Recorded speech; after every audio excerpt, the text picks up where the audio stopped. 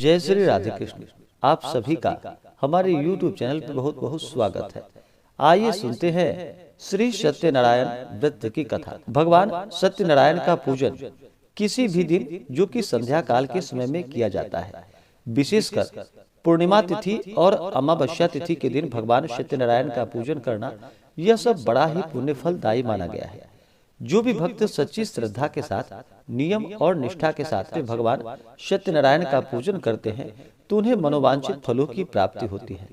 कली काल में भगवान सत्यनारायण का पूजन जो कि बड़ा ही पुण्य फलदायक माना गया है। जो भी जातक भगवान सत्यनारायण का पूजन करते हैं उन्हें चाहिए कि जिस दिन भी आप पूजन करें, चाहे पूर्णिमा तिथि के दिन या अन्य दिन, इस दिन चाहिए कि सुबह उठ करके नित्य क्रियाओं से निवृत्त हो करके गंगा नदी में या घर के नहाने के पानी में थोड़ा सा गंगा जल मिला करके स्नान करना चाहिए, शुद्ध वस्त्र धारण करना चाहिए और उस दिन व्रत का संकल्प लेना चाहिए। भगवान सत्यनारायण से प्रार्थना करनी चाहिए कि हे भगवान सत्यनारायण स्वामी, आज मैं आपका यथाशक्ति पूजन और कथा श्रवण करने जा रहा हूँ। यह व्रत मेरा निर्विघ्न पूरा हो और आप हमें आशीर्वाद प्रदान करें। आपके मन में जो भी इच्छा हो, जो भी कामना हो, वह प्रभु से कहें। और भगवान सत्यनारायण का पूजन जो कि संध्या काल के समय में, इस दिन भगवान के पूजन के लिए किले से मंडप बना करके, चौकी लगा करके वहां पे मंडप को तैयार करें और भगवान सत्यनारायण स्वामी का अगर शालिग्राम आपके पास है तो शालिग्राम को स्थापित करके उनका पूजन करें, या भगवान सत्यनारायण का फोटो या प्रतिमा रख करके इनका पूरे विधि विधान के साथ पूजन करना चाहिए। इस दिन भगवान का विशेष करके जो भी आप फल लेते हैं या आटा का चूर्ण लेते हैं तो वह सवाया लेनी चाहिए। और इस दिन भगवान का जो कि जल से, पंचामृत से, फिर शुद्ध जल से अभिषेक करना चाहिए।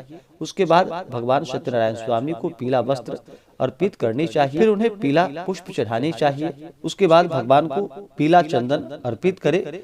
भगवान सत्यनारायण को अक्षत नहीं चढ़ाया जाता है तो अक्षत की जगह उन्हें काले तिल या सफेद तिल अर्पित करे, यव अर्पित करे। उसके बाद फिर धूप और दीप दिखाएं। अनेक प्रकार का नैवेद्य जैसे कि ऋतु फल हो या केला, दूध, पंचमेवा आदि मिला करके प्रसाद तैयार करना चाहिए और वह भगवान सत्यनारायण को भोग लगाना चाहिए। भगवान सत्यनारायण को जो कि तुलसी दल भोग लगाते वक्त भी अर्पित करे और भगवान के पूजन के लिए भी उन्हें तुलसी दल अवश्य ही चढ़ाए। नैवेद्य अनेक प्रकार का फल हो या जो भी प्रसाद बन सके वह लेकर के भगवान सत्यनारायण को अर्पित करे।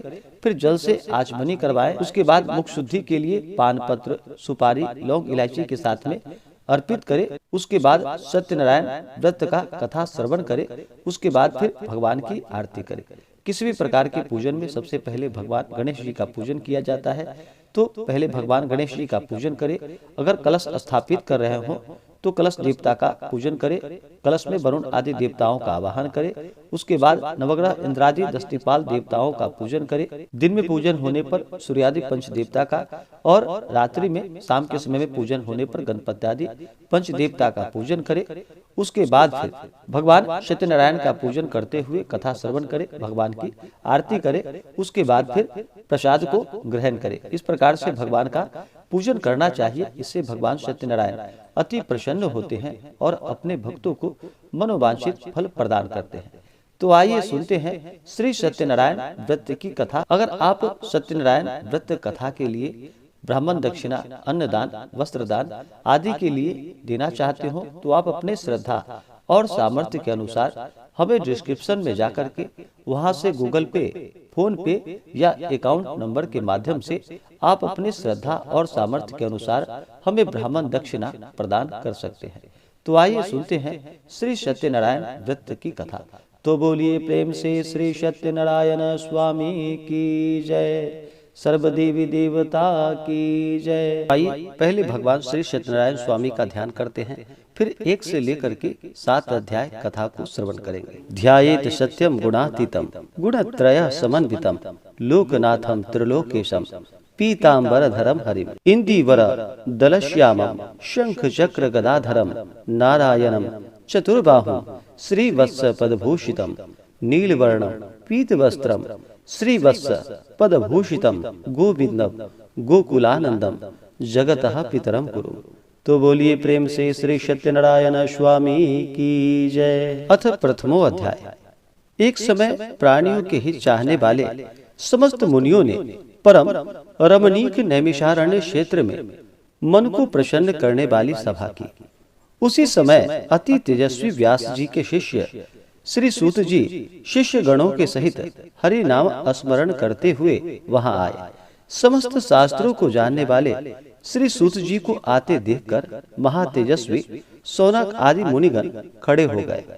सब धर्मों को जानने वाले में श्रेष्ठ सूत जी तथा परम वैष्णव शौनक आदि ऋषि परस्पर शीघ्रता से पृथ्वी पर दंडवत नमस्कार करके शौनक आदि मुनियों के लिए आसन पर संपूर्ण शिष्यों सहित अति बुद्धिमान सूत जी बैठ गए। बैठे हुए सूत जी से शौनक आदि मुनियों ने नमस्कार कर हाथ जोड़कर कहा कि हे महर्षि, हे सर्वज्ञ सूत जी, इस कलिकाल में मनुष्यों को हरि भक्ति किस उपाय से हो? हे भगवान, वह हमसे कहिए, क्योंकि कलिकाल में सब प्राणी पाप करने में तत्पर और वेद विहीन हो जाएंगे। उनका कल्याण किस प्रकार होगा? इस कलयुग में मनुष्य प्राणों को धारण किए थोड़ी आयु वाले, निर्धन और अनेक पीड़ा से युक्त होंगे। प्रायः पुण्य अति परिश्रम से होता है। इससे कलयुग में कोई मनुष्य पुण्य न करेगा और सब पुण्य के नष्ट होने से सब पापों से प्रवृत्त हो जाएंगे। तब तुच्छ ज्ञान वाले हो जाएंगे। तब तुच्छ ज्ञान वाले मनुष्य अपने सब वंश सहित नष्ट हो जाएंगे। हे सूत जी, किस तरह अल्प परिश्रम से थोड़े धन और कुछ ही समय में पुण्य प्राप्त हो, ऐसा कोई उपाय हम लोगों से वर्णन कीजिए। जिसके उपदेश से मनुष्य पुण्य पाप करता है, वह उसका भागी होता है। पुण्य का उपदेश करने वाला दयावान, कपट रहित, निष्पाप और निर्विरोधी, यह चार तरह के मनुष्य नारायण के समान हैं। संसार में ज्ञानी होकर जो दूसरों को ज्ञान नहीं देता, उस पर ज्ञान रूपी परमेश्वर प्रसन्न नहीं होते। जो पुरुष रत्न रूपी ज्ञान से दूसरों को संतोष देता है, उन्हें मनुष्य रूप धारण किए नारायण ही जाने। हे महामते, ऐसा कौन व्रत है जिसके करने से मनोवांछित फल प्राप्त हो? वह हम लोगों को सुनने की इच्छा है। हे मुनि श्रेष्ठ, आप वेद वेदांग के ज्ञाता हैं। आप जैसा दूसरा कोई वक्ता नहीं दिखता, क्योंकि श्री वेद व्यास जी के आप शिष्य हैं। श्री सूत जी बोले कि हे मुनि श्रेष्ठ, तुम धन्य हो, तुम ही वैष्णवों में अग्रगण्य हो, कारण कि सब प्राणियों का तुम सदैव हित चाहने वाले हो।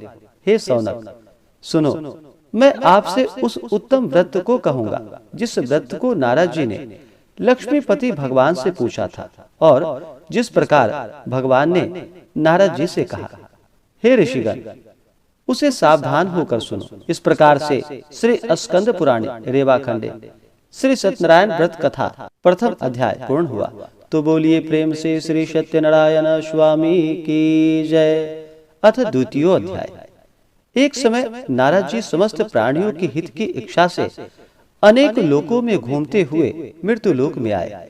वहां उन्होंने देखा कि सब प्राणी अनेक पीड़ाओं से युक्त और अनेक योनियों में उत्पन्न होकर पाप कर्म से दुख पा रहे हैं।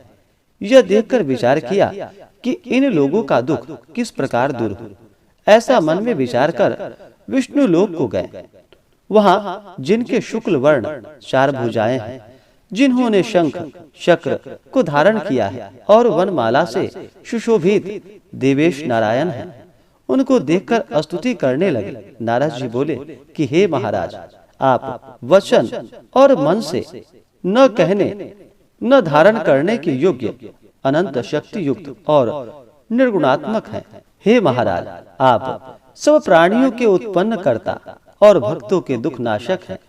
यह स्तुति सुनकर विष्णु भगवान बोले कि हे नारद, तुम किस काम से आए हो? तुम्हारे मन में क्या है?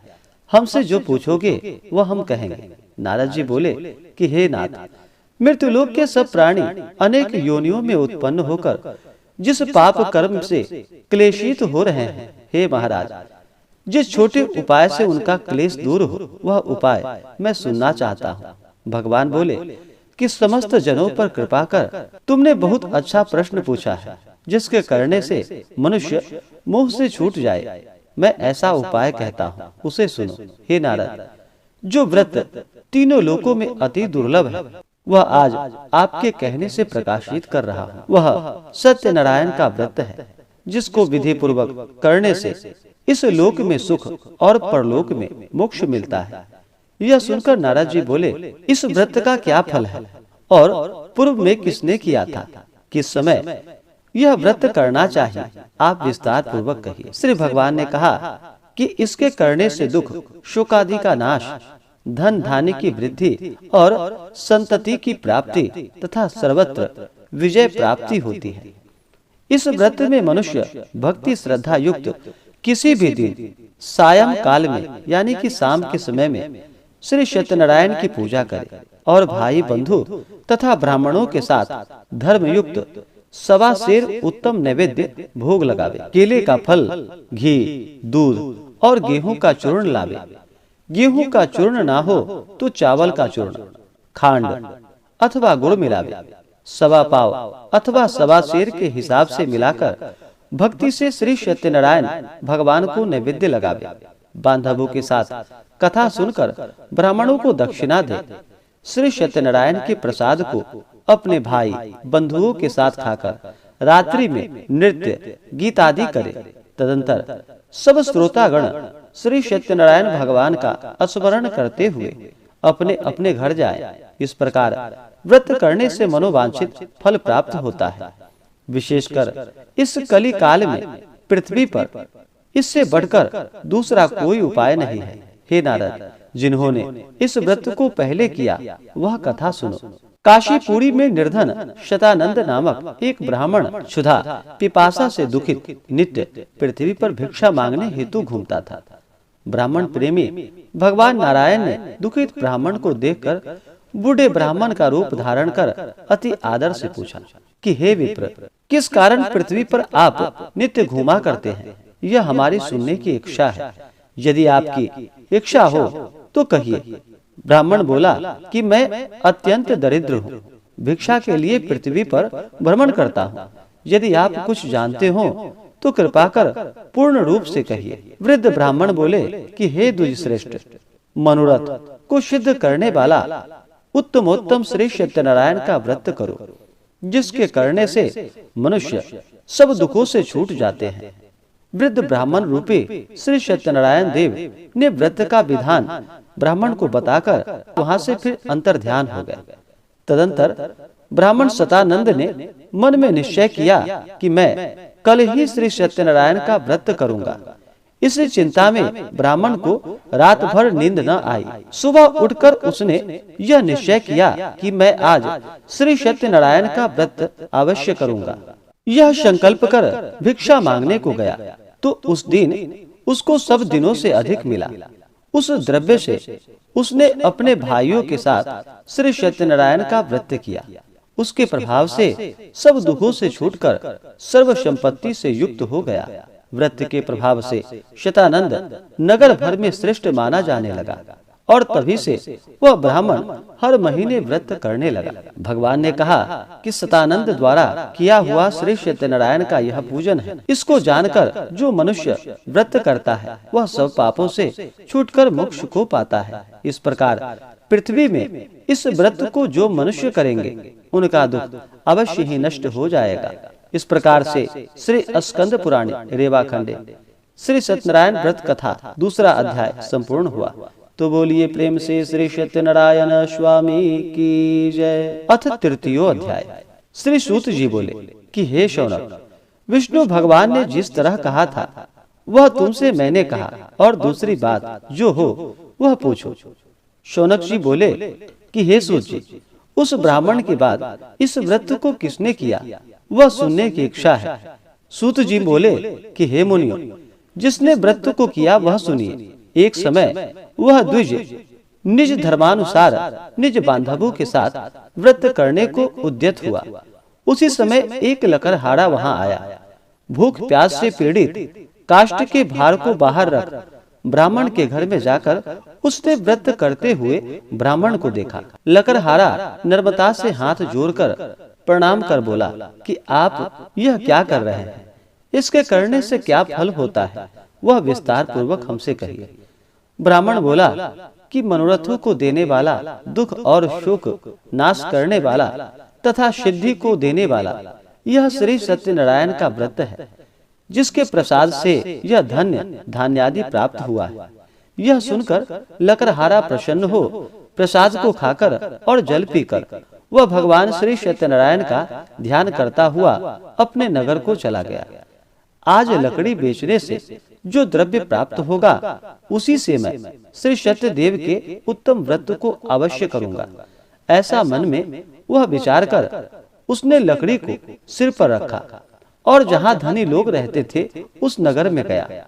उस दिन लकड़हारे को उससे दुना द्रव्य की प्राप्ति हुई। वह अत्यंत प्रसन्न हो सुंदर केले के फल, शक्कर, दूध, घी, गेहूं का चूर्ण सबको सबाई लेकर घर आकर अपने भाई बंधुओं को बुलाकर विधि से श्री सत्यनारायण का व्रत किया। उस व्रत के प्रभाव से लकड़हारा धन पुत्र से युक्त हो गया। इस लोक में सुख पाकर अंत में सत्यलोक को चला गया। हे मुनिगण, मैं और कथा कहता हूँ, उसको सुनिए। इस प्रकार से श्री स्कंद पुराण रेवाखंडे श्री सत्यनारायण व्रत कथायाम तीसरा अध्याय पूर्ण हुआ। तो बोलिए प्रेम से श्री सत्यनारायण स्वामी की जय। अथ चतुर्थो अध्याय। श्री सूत जी बोले कि राजाओं में श्रेष्ठ उल्कामुख नामक एक जितेंद्रिय राजा था। वह सदैव देव मंदिर में जाया करता था। वह ब्राह्मणों को नित्य धन देकर संतुष्ट किया करता था। उसकी कमल के सदृश मुख वाली प्रमुग्धा पत्नी थी। वह अपनी स्त्री के साथ भद्रशिला नदी के तट पर श्री सत्यदेव का व्रत करता था। उसी समय वहां पर एक बनिया आया और वाणिज्य के लिए बहुत धन से परिपूर्ण नाव को नदी के तीर पर लगाकर तट पर उतर गए। वह राजा को व्रत करता हुआ देख निर्भयता से पूछने लगा। साधु बोला कि हे राजा, आप यह क्या करते हैं? वह हमसे भक्ति पूर्वक कहिए, सुनने की इच्छा है। राजा बोला कि हे साधु, यह अति तेजस्वी विष्णु भगवान का पूजन है, जो अपने बांधवों के साथ पुत्रादि प्राप्ति की इच्छा से किया जाता है। तब बनिया नमस्कार कर बोला कि हे राजा, इस व्रत को मुझसे कहिए, यह मैं भी करूंगा, कारण कि मेरे भी संतान नहीं है। इस व्रत से अवश्य होगी। वह व्रत की विधि जानकर अपने घर में आकर अपनी स्त्री से यह संतानप्रद व्रत कहा और यह संकल्प किया कि जब मेरे घर संतान होगी तब मैं अवश्य श्री सत्यनारायण का व्रत करूंगा। थोड़े ही समय में उसकी स्त्री लीलावती आनंद चित्त से गर्भवती हो गई। उसने 10वें मास में निर्मल एक कन्या को उत्पन्न किया। जैसे शुक्ल पक्ष में चंद्रमा की ज्योति बढ़ती है, उसी तरह प्रतिदिन कन्या वृद्धि को प्राप्त हुई। वह बढ़ने लगी। अपनी स्त्री के साथ साधु बनिए ने कन्या का जात कर्म कर कलावती नाम रखा। एक दिन लीलावती अपने स्वामी से मधुर वचन बोली, पहले का संकल्पित व्रत आप क्यों नहीं करते? साधु बोला कि हे प्रिय, इसके विवाह के समय में इस व्रत को अवश्य करूंगा। इस प्रकार स्त्री को समझाकर वह बाहर चला गया। इधर कलावती पिता के घर नित्य बढ़ने लगी। एक दिन धर्मज्ञ साधु बनिया ने सखियों के साथ खेलती हुई लड़की को विवाह के योग्य देख दूत को बुलाकर कहा, विवाह के निमित्त कन्या के लिए योग्य वर खोज कर ले आओ।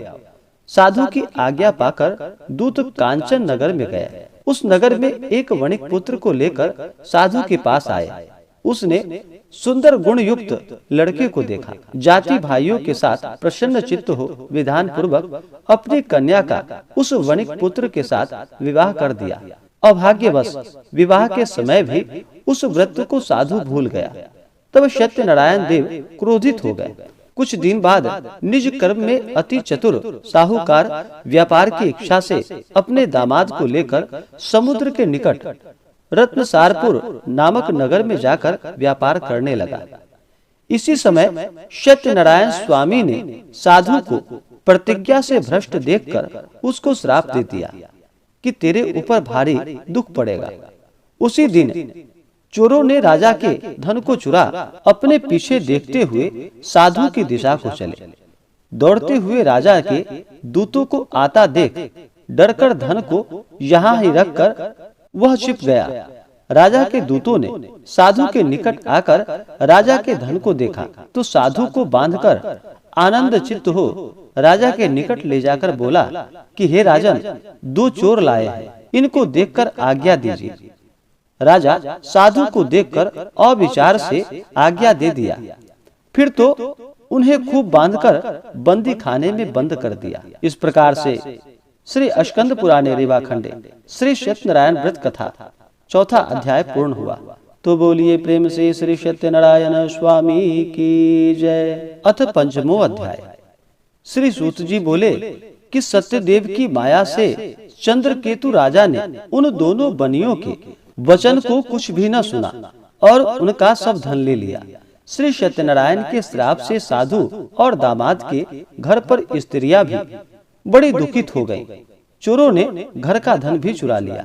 आधी व्याधि से पीड़ित और भूखी प्यासी लीलावती अन्न की चिंता से घर घर घूमने लगी और कलावती कन्या भी नित्य ही घूमने लगी। एक दिन रात को भूख से दुखित कलावती एक ब्राह्मण के घर पर गई। वहां सत्यनारायण के व्रत को देखकर कथा को सुन निज मनोरथ को मांगी और प्रसाद को खाकर कुछ रात गए अपने घर तक लौट आई। तब लीलावती अपनी कन्या को धिक्कारने लगी कि हे पुत्री, इतनी रात तक तुम कहाँ थी? तेरे मन में क्या है? तब कन्या माता से सत्य वचन बोली कि हे माता, मनोरथों को पूर्ण करने वाले श्री सत्यनारायण के व्रत को ब्राह्मण के घर देखी हूँ। लीलावती कन्या कलावती का वचन सुनकर श्री सत्यनारायण के व्रत को करने के लिए उद्यत हुई। पतिव्रता साधु की स्त्री अपनी कन्या सहित बंधु बांधवों के साथ श्री सत्यनारायण के व्रत को किया। उसने सत्यदेव से यह दिव्य वर मांगा कि हे सत्यदेव, हमारे पति और दामाद जल्दी अपने घर आवे। मेरे पति और दामाद के अपराध को आप क्षमा करें। इससे श्री सत्यनारायण स्वामी संतुष्ट हो गए और चंद्रकेतु राजा को स्वप्न दिखाया कि हे राजा, कल सवेरे ही सज्जन बनियों को छोड़ देना और उनका धन भी जो तुमने लिया है वह उसे दे देना, नहीं तो हम धन पुत्र के सहित तेरा राज्य नष्ट कर देंगे। यह बात राजा से कहकर सत्यनारायण प्रभु अंतर ध्यान हो गए। तब प्रातः काल के समय राजा निज जनों के साथ सभा में उपस्थित हो मंत्री जनों से वह अपना स्वप्न सुनाकर कहा, बांधे हुए बनिए को शीघ्र छोड़ दो। ऐसा आदेश दिया। यह सुनकर दूत लोग बनिए को बंदी खाने से छुड़ाकर राजा के निकट ले आए और विनय युक्त वचन बोले कि हे महाराज, हम इन दोनों बनियों को बंधन से छुड़ाकर ले आए। अब आपकी क्या आज्ञा है? उन दोनों ने महाराज चंद्रकेतु को नमस्कार कर पूर्व वृत्तांत का स्मरण करते हुए राजा चंद्रकेतु से साधु तथा दामाद ने कुछ नहीं कहा। वनिक पुत्रों को देखकर राजा आदर से बोला, अभाग्यवश तुमको बड़ा दुख मिला, अब आप लोग भय न करना। इस प्रकार राजा ने कहकर उन दोनों के हाथ पैर की हथकड़ी बीड़ी कटवाकर शौर कर्म करवाया। फिर वस्त्र और आभूषण आदि देकर अत्यंत संतुष्ट किया। पहले जितना धन लिया था उसका दुना धन देकर उसे अपने घर को भेज दिया। दोनों बनियों ने राजा को नमस्कार कर कहा कि आपकी कृपा से घर जाते हैं। इस प्रकार से श्री स्कंद पुराणे रेवाखंडे श्री सत्यनारायण व्रत कथा 5वां अध्याय पूर्ण हुआ। तो बोलिए प्रेम से श्री सत्यनारायण स्वामी की जय। अथ 6वां अध्याय। श्री सूत जी बोले कि साधु भगवान को मंगलाचार पूर्वक पूजा कर ब्राह्मणों को धन देकर निज नगर चला। कुछ दूर जाने पर श्री सत्यनारायण देव ने वैश्य के मन की बात जानने के लिए पूछा कि तुम्हारी नाव में क्या है। मदोन्मत्त महाजन बनिया हंसकर बोला कि दंडी, यह क्यों पूछते हो? क्या धन लेने की इच्छा है? मेरी नाव में लता पत्राधिक है। तब दंडी ऐसे वचन को सुनकर बोले कि तेरा वचन सत्य हो। ऐसा कहकर दंडी स्वामी समुद्र के पास बैठ गए। दंडी के चले जाने पर नित्य क्रिया कर नाव को ऊपर उठा देख साधु को आश्चर्य हुआ।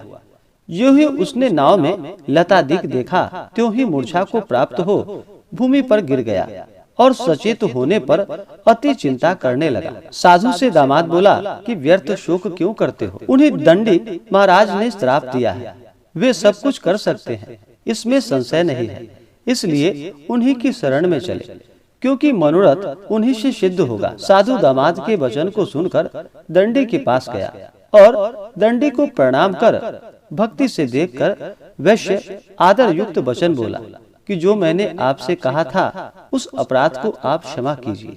यह कहकर बारंबार नमस्कार कर शोकाकुल हो गया। तब दंडी उसको रोते हुए देखकर बोले कि रो मत, मेरे वचन को सुन, तू मेरी पूजा से सदा मुख फेरता रहा है और मेरी इच्छा से हे दुर्बुद्धे तुझे बारंबार दुख मिला। भगवान का यह वचन सुनकर साधु स्तुति करने लगा। साधु बोला कि स्वामी, आपकी माया से मोहित ब्रह्मादि देवता भी आपके बड़े अद्भुत गुण और रूप को नहीं जानते, तब आपकी माया से मोहित मैं मूढ़ आपको कैसे जान सकता हूँ। अतः हमारे ऊपर प्रसन्न हो आइए, मैं यथा विभव विस्तार से आपका पूजन करूंगा। मैं आपके शरणागत हूँ, मुझे पहले वाला सब धन दे दीजिए। उसके भक्ति युक्त वचन को सुनकर भगवान संतुष्ट हो गए और मनोवांछित वर देकर वहां से अंतर्ध्यान हो गए। साधु नाव को धन से परिपूर्ण देख उस पर चढ़ गया। सत्यदेव की कृपा से मनोरथ पूर्ण हुआ। यह बात अपने स्वजनों से कह यथा विधि पूजन कर सत्यदेव की कृपा से बड़ा हर्षित हुआ। नाव को यत्न से सहेज कर अपने देश को चल दिया। अपने नगर के समीप साधु आकर दामाद से कहने लगा कि वह मेरी रत्नपुरी देखो। ऐसा कहकर उसने धन की रक्षा करने वाले दूत को वहां भेजा। वह दूत नगर में जाकर साधु की धर्म पत्नी को देख प्रणाम करके बोला कि ग्राम के निकट दामाद सहित साहूकार बहुत से इष्ट मित्र और धन के साथ आए हैं। दूत के मुख से ऐसे वचन को सुनकर साधु की स्त्री बड़ी हर्षित हुई और सत्यदेव का पूजन कर कन्या से कहने लगी कि मैं जाती हूँ, तुम शीघ्र व्रत समाप्त कर आओ। लड़की इस प्रकार वचन सुनकर जल्दी व्रत समाप्त कर प्रसाद को भूल से न खाकर अपने पति को देखने चली गई। इससे सत्यदेव क्रोधित होकर उसके पति को नाव सहित जल में डुबो दिया। कलावती कन्या अपने पति को न देखकर बड़े शोक से रोती हुई भूमि पर गिर पड़ी। साधु ने कन्या को अति दुखित देखकर डरे हुए मन से कहा, यह क्या हुआ? और नाव चलाने वाले भी चिंता करने लगे। तब लीलावती कन्या को दुखी देख अति विह्वल होकर रोने और अपने पति से कहने लगे। इस क्षण नाव के साथ वे कैसे अलक्षित हो गए। न जाने किस देवता के अनादर से नौका जल में नहीं दिख रही। श्री सत्यदेव के महात्म्य को कौन जान सकता है। यह कहकर वह अपने जनों के साथ विलाप करती हुई कन्या को गोद में लेकर रोने लगी और कलावती भी स्वामी को न देखकर अति दुखित हो पति की पादुका लेकर सती होने की इच्छा करने लगी। कन्या का यह चरित्र देखकर धर्मज्ञ साधु बनिया स्त्री के साथ अत्यंत शोक से युक्त होकर विचार करने लगा कि मैं सत्यदेव की माया से बारंबार चला गया हूँ। अब यथा विभव श्री सत्यनारायण का पूजन करूंगा। इस प्रकार सबको बुलाकर कहने लगा और बारंबार पृथ्वी पर गिरकर श्री सत्यनारायण भगवान को साष्टांग दंडवत किया। इसी पर दीनों के पालन करने वाले श्री सत्यनारायण भगवान संतुष्ट हो गए। भक्तवत्सल सत्यदेव जी की कृपा से आकाशवाणी हुई कि तुम्हारी कन्या प्रसाद को त्याग कर पति को देखने चली आई। इसी कारण इसका पति अदृश्य हो गया। यदि वह पुनः घर जाकर प्रसाद को भक्षण करेगी, प्रसाद को खाएगी, तब पति को निस्संदेह ही पाएगी। कन्या ने यह आकाशवाणी सुनकर शीघ्र ही घर जाकर प्रसाद को भक्षण कर प्रसाद को खाया और अपने पति को देखा। तब कलावती संतुष्ट होकर अपने पिता से कहने लगी कि अब शीघ्र घर चलिए, विलंब न करिए। कन्या के वचन को सुनकर साधु दामाद सहित संतुष्ट होकर धन और बंधुओं के साथ अपने घर को गया। उस दिन से वह हर महीने और संक्रांति पर विधि पूर्वक सत्यदेव की पूजा करने लगा। इस तरह सुख प्राप्त कर वह अंत में सत्यदेव के लोक को चला गया। फिर सूत जी कहने लगे कि हे मुनि श्रेष्ठ, हम आपसे और भी कथा अब कहता हूँ। इस प्रकार से श्री स्कंद पुराणे रेवा खंडे श्री सत्यनारायण व्रत कथा 6th अध्याय पूर्ण हुआ। तो बोलिए प्रेम से श्री सत्यनारायण स्वामी की जय। अथ 7वां अध्याय। सूत जी बोले कि प्रजा पालन में तत्पर एक तुंगध्वज नामक राजा था, जिसने सत्यदेव के प्रसाद को त्यागने से अति दुख पाया। एक दिन उसने वन में जाकर मृगादि अनेक पशुओं को मारा और पीछे आकर वट वृक्ष के नीचे श्री सत्यदेव भगवान का पूजन देखा, जिसको गोप लोग बंधु बांधव युक्त संतुष्ट चित्त से करते थे। अहंकार से राजा वहां न गया, न सत्यदेव को प्रणाम ही किया। जब वे गोप राजा को प्रसाद देने लगे तो राजा ने प्रसाद को नहीं लिया। तब वे गोप वहां प्रसाद रखकर चले गए। राजा ने प्रसाद का अनादर किया। इस तरह प्रसाद का अनादर करने से उसने अति दुख पाया। उस राजा के 100 पुत्र थे, वे मर गए और धन धान्य भी नष्ट हो गया। तब राजा ने अपने मन में विचार किया कि सत्यदेव ने ही धन नष्ट कर दिया है, इसलिए मैं वही जाऊंगा जहां सत्यदेव का पूजन होता था। यह विचार वहां जाकर अहीरों के साथ भक्ति श्रद्धा युक्त होकर विधि से उसने सत्यदेव का पूजन किया।